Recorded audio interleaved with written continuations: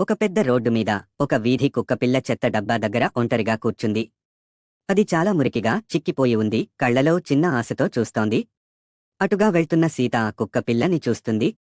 సీతకి 8 సంవత్సరాలు తెల్లని చెక్డ్ ఫ్రాక్ వేసుకుని ఉంది. సీత ఆ కుక్కపిల్ల దగ్గరకు వెళ్ళి దాని కళ్లలోకి చూస్తుంది. సీత తన బ్యాగులో నుంచి ఒక శాండ్విచ్ తీసి ఆ కుక్కపిల్లకి ఇస్తుంది. మొదట కుక్కపిల్ల భయపడి వెనక్కి వెళ్ళి కానీ తరువాత అది నెమ్మదిగా దగ్గరగా వచ్చి శాండ్విచ్ ముక్కను జాగ్రత్తగా తీసుకుంది. ఆ రోజు తర్వాత సీత ప్రతి మధ్యాహ్నం ఆ కుక్కపిల్లను చూసేందుకు వచ్చేది. సీత ఆహారం, చిన్న బొమ్మలు తెచ్చేది. క్రమంగా కుక్కపిల్ల తన తోక ఊపుతూ సీత మీద నమ్మకం పెంచుకుంటూ మరింత స్నేహపూర్వకంగా మారింది.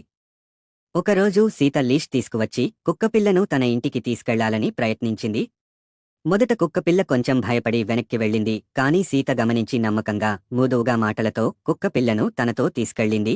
కుక్కపిల్లకు ఒక మంచం, తాజా నీరు ఏర్పాటు చేసింది.